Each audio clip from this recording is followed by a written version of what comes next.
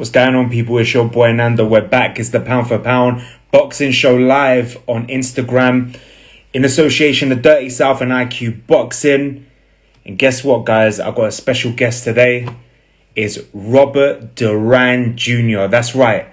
Manos de Piedra, very own son, Robert Duran Jr. He's going to join me now live from Cancun. He's got a fight coming up this Friday. And I can't wait to speak to him and pick his brain for boxing and a lot more. We've got Robert Duran Jr. coming on right now. Gallagher Boxing Gym. Joe, if that's you, good luck to Callum this Saturday. We'll be rooting for him. That's Joe Gallagher right there. Hopefully we can get Robert Duran Jr. on our live any minute now.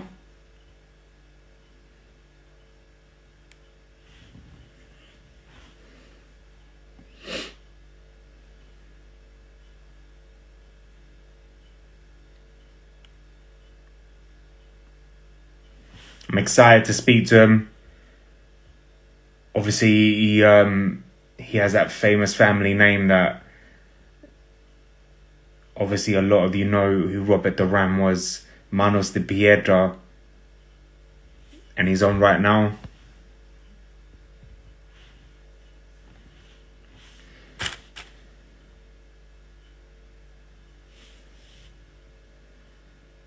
Let's see if we can get him on.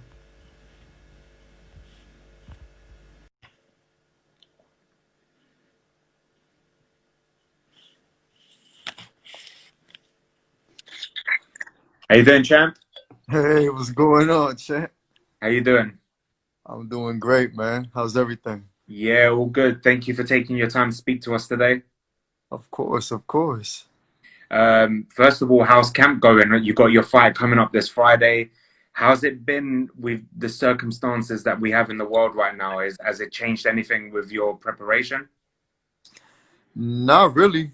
You know, what it actually did has made the training even better for me because now that there hasn't been any guys in the gym, so it's just been me, and my trainers just working, completely on me. So it's just been one-on-ones, and that's exactly very beneficial for me.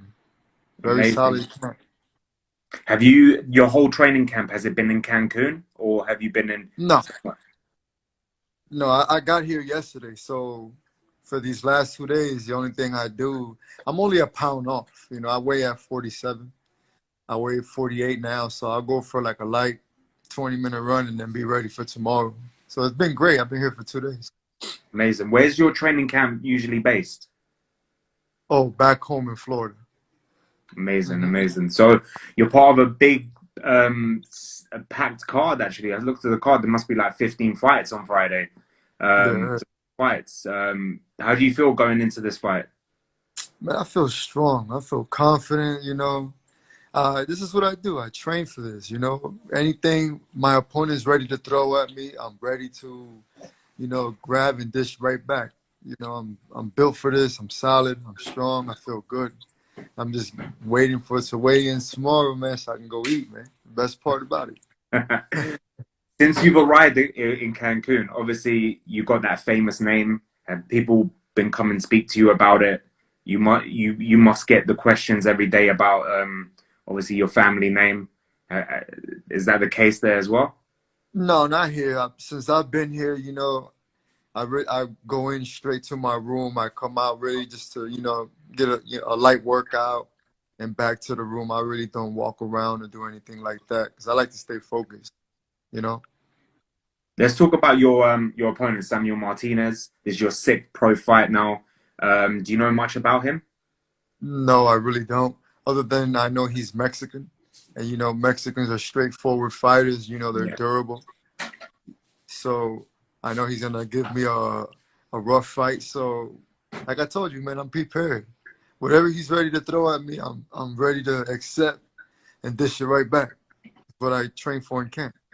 He's actually from Cancun, so he's obviously got that home advantage. I'm not sure if there's actually is there going to be a crowd there? Are they allowed no there? crowd. No crowd. No crowd.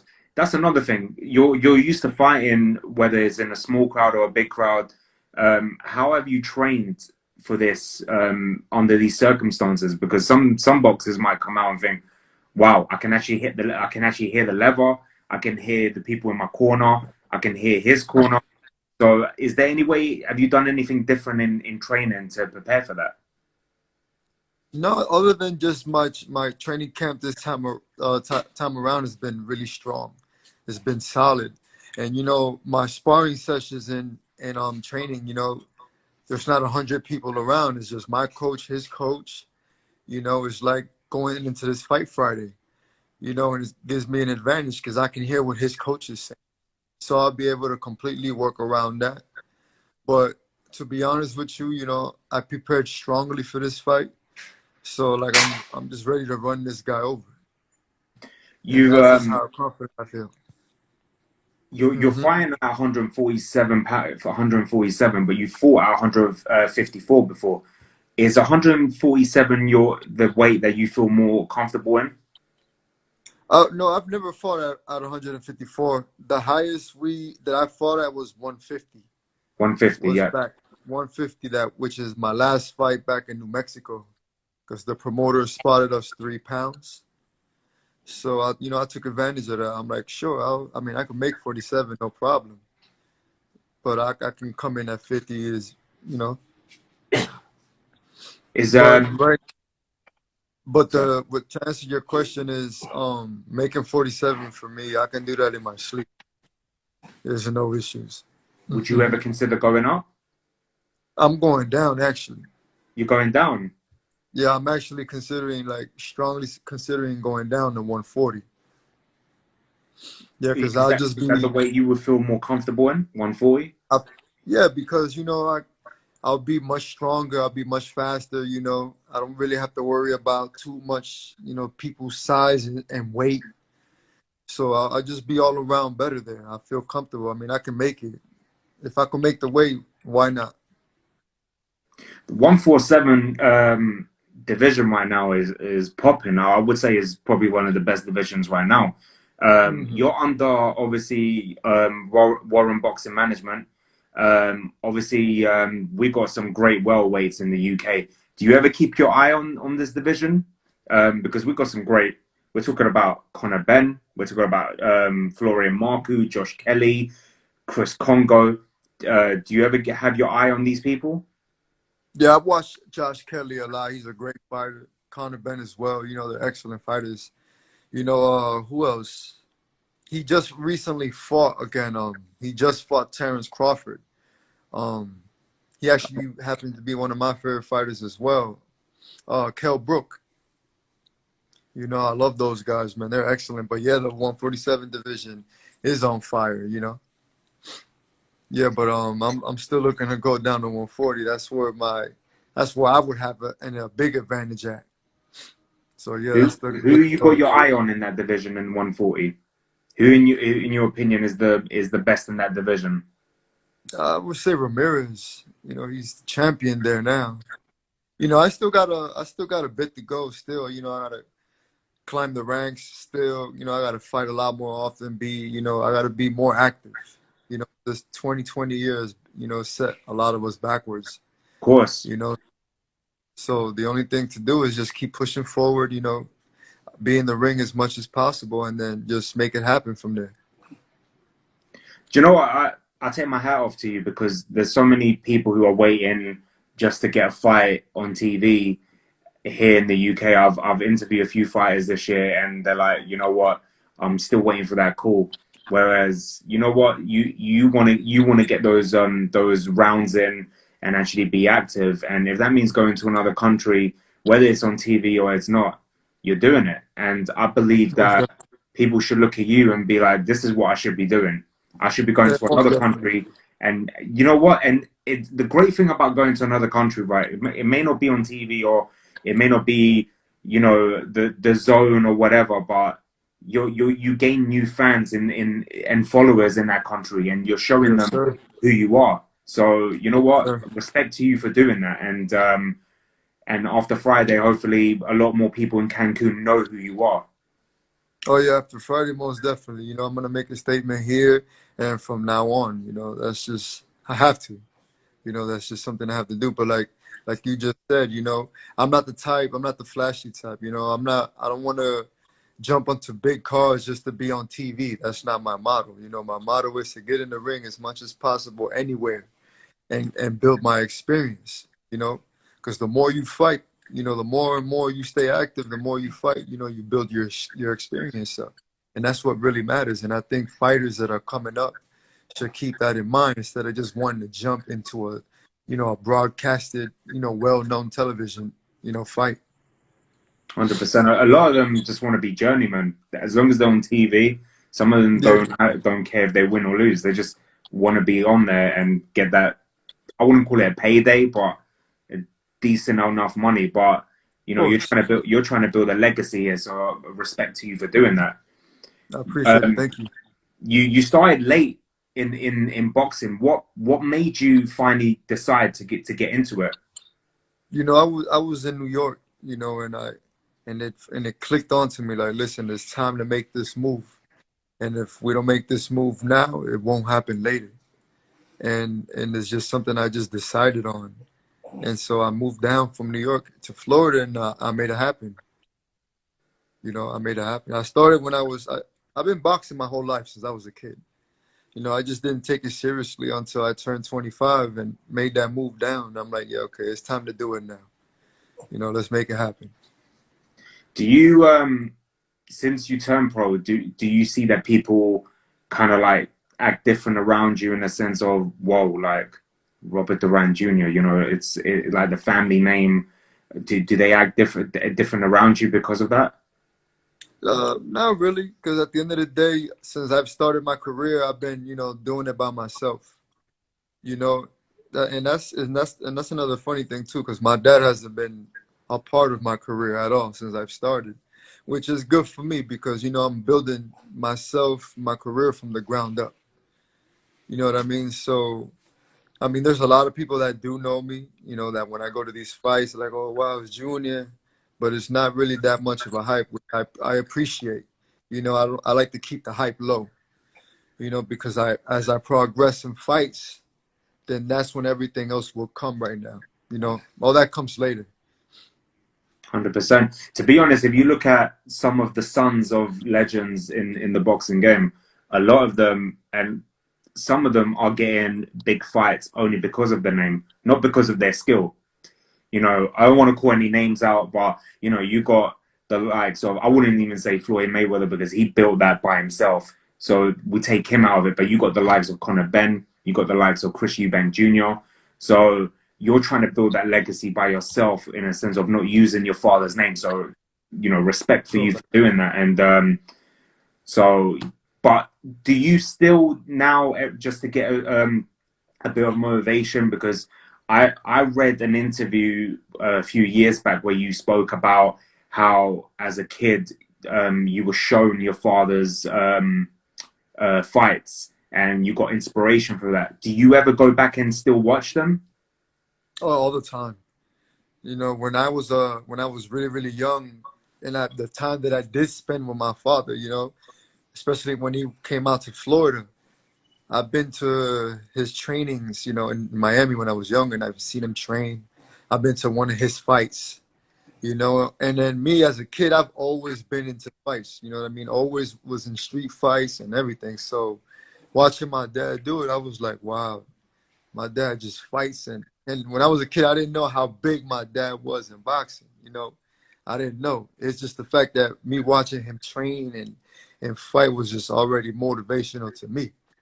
So that just sparked the fire inside me. I'm like, yeah, I'm gonna definitely do what my dad does. Is that the goal? Do you wanna emulate what he achieved and become a world champion one day? Like I don't want to copy what he's done. I want everything that I'm doing in my career. I want to do because I did it. You know, I want to build my own stuff, my own legacy, my own path. You know, everything that Duran Jr. did, I created it. You know, it's off of my name, not his. And that's my goal. And that's how I want to keep going. You know what I mean?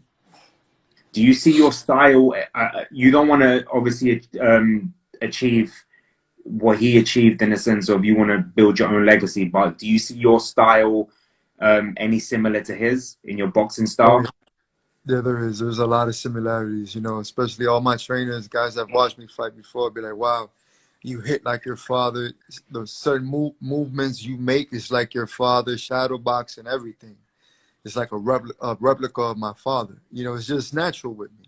I just do it. You know, I don't know. My dad did this for, let me do it. No, it just happens. So every time I'm in the gym or somebody else's gym or I'm in a fight, I get that. I get pulled to the side. Duran Jr., I thought it was your father in there. I feel like going back 50 years. I'm like, man, stop telling me that. See, that's the Yeah. great thing about it is other fighters who have legendary dads. I'll name one, Chris Eubank Jr. He gets annoyed when they bring up his father and stuff, but I can see the pride in your voice and in your face when people say that you are just like him. So that's amazing to see. What I want to know is, are your hands made of stone? Oh, man, that's the $1 million question. I mean, I got, I got three knockouts, in my 4 fights. But one wasn't counted, but I mean, it's headed that way, man. And there's gonna be another knockout this Friday, but I'm not even gonna be around the bush. I got the hands too, man. I hit just as hard as my father, and anybody I crack in the ring is either gonna go down or he's gonna feel it, and he's about to go down. So that's just how it is. Amazing. Would you ever one day take that nickname, Manos de Piedra? Nah, that's my Huh? dad's name. So I'll leave it with my dad. I already go by Robert Duran Jr. just because, my dad and my oldest brother, he fought Yeah, before, but he had to stop due because of a health condition. So I took Robert Duran Jr. as my fighting name, in honor of both of them. amazing. Yeah.